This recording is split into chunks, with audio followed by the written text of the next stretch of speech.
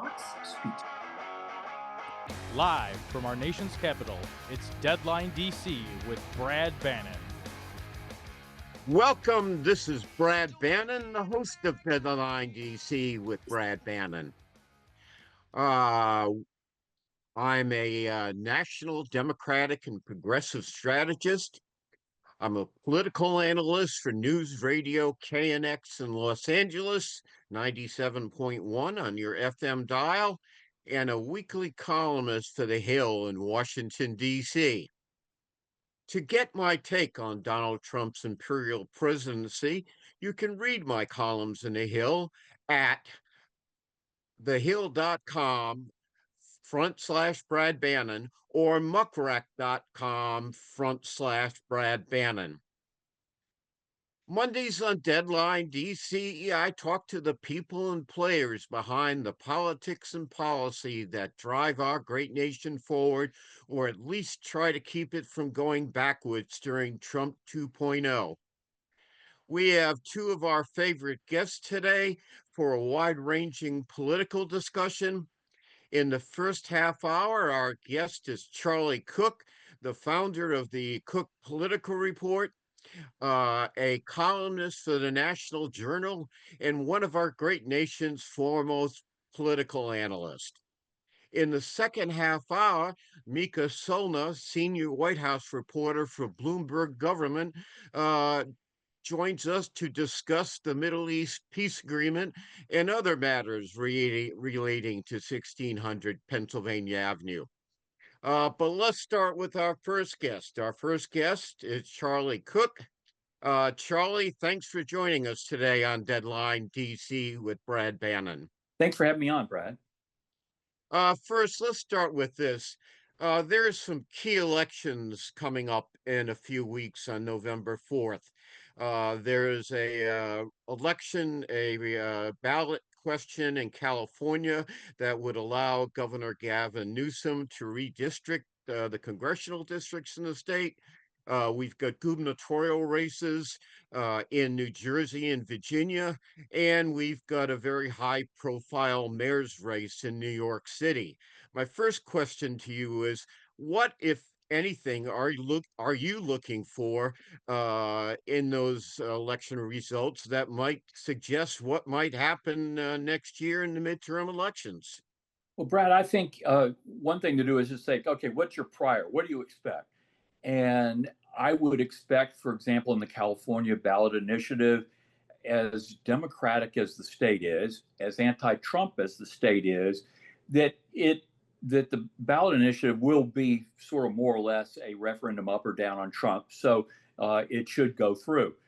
So it's only really noteworthy if that doesn't happen. Otherwise, it's just exactly what you expect. Both New Jersey and Virginia, technically speaking, they're in the 19, you have 19 blue states, 24 red states, 7 purple states in the middle. They're in the 19 blue states. I would actually probably put them more of a kind of an indigo, light blue, but there.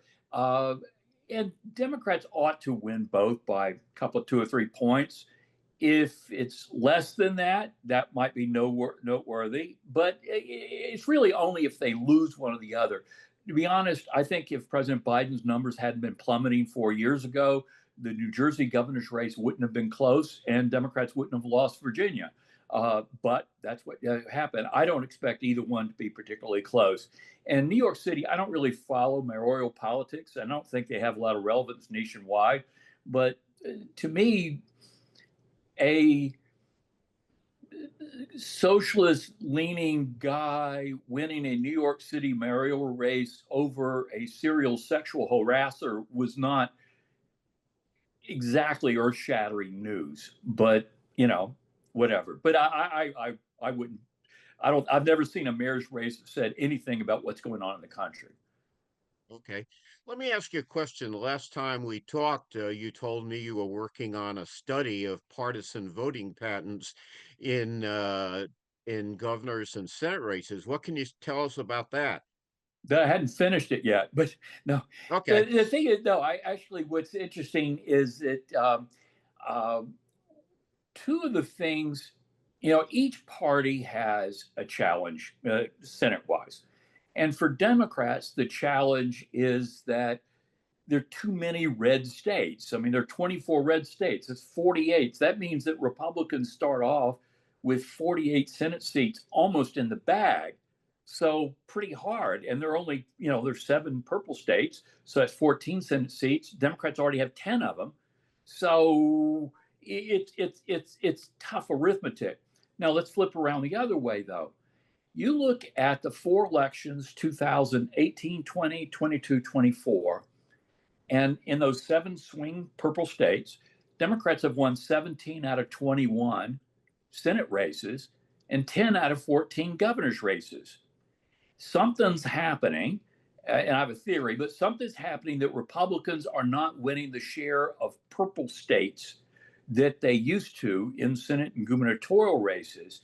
And I suspect that what you're seeing is the Republican Party is that the caliber of people that used to run as Republicans in purple states aren't either they're not running because they don't think they could win a MAGA primary, or they're running and losing in a MAGA oriented primary, but they're not getting the candidates that you don't run red candidates in purple states, just as Democrats shouldn't run blue candidates in purple states. I mean, go for purple. And and for Democrats, it doesn't matter who you nominate in a blue state that much. I mean, that's exaggeration. And for Republicans in a red state, but so that's the main thing. But the nationalization that's taken place has taken place. Senate, governor, everything. Very few of these races are going against type. Okay, let me ask you another question, Charlie. Next year we have midterm elections. We have U.S. Senate seats up. We have House seats up. Let's start with the House of Representatives. Now, there's some questions in terms of House races because we have redistricting going on in some states, Texas, maybe California. There are a couple of others. What do you think the prospects are for control of the House moving from Republicans to Democrats? Well, first of all, I think all mid-decade redistricting is horrible and should never, ever happen. Doesn't matter which side does it. I think it's awful. But I think Republicans will end up netting about maybe a dozen when all is said and done, sort of all the Texas, Indiana, Missouri, whatever, minus what Democrats were able to do in California. It'll probably be about a dozen. But to be honest, I don't think it's going to be enough to save their majority. I would put it a 70-30 bet that Democrats take the House. That blue districts are going to go blue, red districts are going to go red. But of the ones in the middle, President Trump's approval ratings among pure independents, in the 27 to 35% range, and that's the predominant group in these purple districts, and they have become pretty much nationalized. So I kind of think the House will flip. I think the Senate's really hard for them, but the House, I think, is more likely to flip than not. Okay. Is it people are just bent out of shape in general? Is it Donald Trump's standing, or a combination of the both? Well, Brad, you're more the political scientist. I'm not, but there's a theory, thermostatic politics. When you come home and if your house is too hot, you bring down the thermostat. If it's too cold, you raise up the thermostat. And I'm not talking about partisan voters. I'm talking about swing voters in the middle. That's what they do. And in 2020, I think they basically they were tired of Trump and they threw him out. And that election was about Trump. It wasn't about Biden. And in 2024, even though Biden was not on the ballot that Harris took over, it was about Biden, and they threw Democrats out. And that these pure independents, they tend to vote against more than 4 And I don't think Charlie, they're I'm having going to cancer. have to cut you off. Unfortunately, we've got to. This is when we take the break for our radio listeners. We'll be right back with more of Deadline DC and Charlie Cook right after this quick break. Welcome back to Deadline DC with Brad Bannon. Our guest in this half hour is Charlie Cook, one of the nation's foremost political prognosticators, a columnist for the National Journal, and the founder of the Cook Political Report. In the previous segment, we talked about House races. Now I'm going to ask Charlie about Senate races. Charlie, do the Democrats have any shot at taking back control of the Senate? You're fairly optimistic that they will take control of the House. What about the Senate?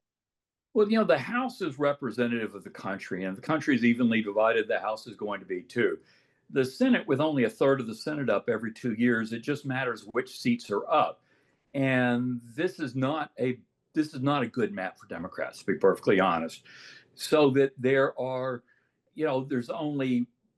one Republican left in a blue state, that's Susan Collins in Maine. There's only one Republican seat in a purple state that's up, that's the North Carolina open. And after that, they're dependent upon trying to win in red states. And red states just about don't go Democratic anymore, just as blue states don't go Republican. That Susan Collins in Maine is the exception to the rule. But here's in the last 4 elections, Democrats have won 98% of the Senate races in blue states, and Republicans have won 95% of the Senate races in red states.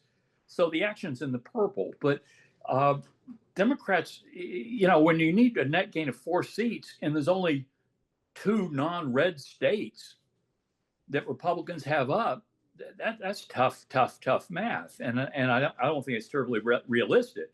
And it depends entirely on who Democrats nominate in some of these places. Okay, well, we're gonna go. We have to take another break to bring back our radio listeners. We'll talk about some of those individual Senate races when we get back with more of Deadline DC with Brad Bannon. Don't go anywhere. We have a great guest, Charlie Cook, the founder of the Cook Political Report. We'll be back very shortly. Welcome back to Deadline DC with Brad Bannon. I want to thank our radio audience for being patient. I also want to remind our radio audience that if you want to watch us as well as listen to us, you can watch us at twitter.com/Brad Bannon, at facebook.com/Deadline DC with Brad Bannon /videos, and at youtube.com/at Deadline DC. Our guest in this half hour is Charlie Cook, columnist for the National Journal. Charlie, I'm going to take you through some of these Senate races, and if you could comment on them, please. First, you're very familiar with with Maine. We just got a new Democratic candidate, the governor, Janet Mills, who's going to oppose Susan Collins. What do you make of that race? Yeah, this is the last Senate race in the country where you have either a Republican in a blue state or a Democrat in a red state. That after Manchin retired and Democrats lost Ohio and West Virginia, that was it. This is a state that it leans Democrat, but not overwhelmingly. But Collins has managed to hold on. Now the thing is, I think you can get a good argument whether Susan Collins was a heavyweight prior to 2020, but for her to win in a state that Trump was losing by 7, 8 points, she won by 8 points after being outspent. Between that and becoming chair of the Senate Appropriations Committee, Susan Collins is now a heavyweight. And I think to beat a heavyweight, you need a heavyweight and not a novice, not somebody that's never run for anything before, or held any office or anything. I frankly think that the only chance Democrats had was if Mills ran and was the nominee. And part of it is that, Graham Plattner's, he's obviously an interesting guy, Afghanistan, Iraq, Afghanistan veteran, oyster farmer. But The other Democratic candidate. yeah, yeah, I mean, there are actually several, but he's the one that's getting most of the attention. But the, the thing is that why U.S. Senate? Why not just run for president? Or why not run for Hancock County committee, councilman? It just sort of, this is going to be the spending is going to be in the nine figures, in the hundreds of billions of dollars. Is this really what you want to do? And that I think it's going to end up. Democrats have a history of going with sort of novelty, in some races, novelty candidates that have some kind of quirky, interesting bio, raise a ton of money, and they don't do particularly well. I think they need a heavyweight to win in Maine against Susan Collins. Okay. Let's try moving across the map. Let's try this one. Texas is a very bitter Republican primary going on in their Senate race between the Attorney General, Ken Paxton, and the incumbent. What do you make of that race? Yeah, I think it comes down to if John Cornyn, the Republican incumbent, holds on, then I don't think Democrats have much of a chance. But if Ken Paxton, the Attorney General, who is sort of full MAGA, and Cornyn isn't, but trying to kind of act like one, if Ken Paxton is the Republican nominee, I think a good Democratic candidate would have a good chance of winning. But if they won, it would not be about them. It would not be about Texas. It would be about Republicans sort of jumping the shark and going with a candidate that was just way too controversial, had too much political baggage, more than anything else. But you take them wherever you can get them. But to me, that's the third best shot that Democrats have of picking up Senate races. What is the second best shot? That would be, well, the first and second would be North Carolina, the open seat where Okay. Tom Tillis is retiring, and the other would be Collins in Maine. And then, we're waiting to see who Republicans nominate. If they nominate, North Carolina, it's a purple swing state, but it's a lot closer to red than to blue, or it's more, kind of magenta. If Republicans nominated a slightly right of center, not terribly controversial candidate, I think they'd have a good chance of beating Roy Cooper, the former Democrat governor. But on the other hand, if they nominate somebody that's out of more of a MAGA type, that's a race they could lose. And you never know with Republican primary voters anymore. Yeah, now the Senate Minority Leader Chuck Schumer got Janet Mills into the race in Maine and got himself a good candidate in North Carolina. Could that make the difference? Well, that's two.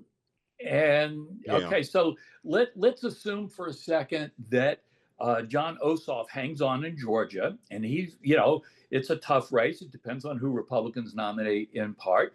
Let's assume that Democrats hold on to the Michigan open seat. That's a toss-up race. Let's assume they hold on to the open seat in Minnesota, which is sort of more, in that indigo category, technically blue, but not that blue. Even if they get both North Carolina and Maine, that only gets them to 49, and they need 51 if there's a Republican in the White House. So Texas, if Republicans nominate Paxton, but I don't buy Iowa as a possibility. I don't buy Nebraska. Those are states that are just have gotten out of reach for Democrats. Iowa, when you look at the two-party vote where you factor out independents, the last three elections, Iowa is 55% Republican, has voted 55% Republican. That's tough. Nebraska, 61%. Those are tough places for a Democrat to win in this day and age. Let me ask you about Ohio. Former Senator Sherrod Brown, a Democrat, is running again. What does that race look like to you? I think Sherrod Brown is the strongest possible Democratic statewide candidate in Ohio, but he couldn't hold on, and I don't think he'd be able to win this thing. I mean, it's a 50, just a hair under 55% Republican voting state now in terms of the two-party vote. He was the last. He, like John Tester in Montana and Joe Manchin in West Virginia, was the last Democrat remaining in a statewide race. Those states have just moved. They've just moved away from Democrats, and that's part of the problem is that Democrats have too many states that have become no-fly zones. They've got to figure out a way to win in states with lots of voters that are in small town and rural America, that sort of thing. And there's a lot of Ohio like that. Okay. One last question. Is this election going to focus on Trump, or what do Democrats have to do to win some of these races we've talked about? Well, I mean, I think this election is just going to be about Trump, and sort of the too much too far would be, if you were going to put in a nutshell what the message ought to be. Because even when Trump starts articulating or addressing issues that swing voters care about, he goes way too far, does way too much. And I think that's exactly what this thing's going to be about. It's that thermostatic. It's pulling the thermostat back. Charlie, thank you very much for joining us today. Our guest in this half hour was the prominent political analyst, Charlie Cook. We'll be right back after this break with more Deadline DC.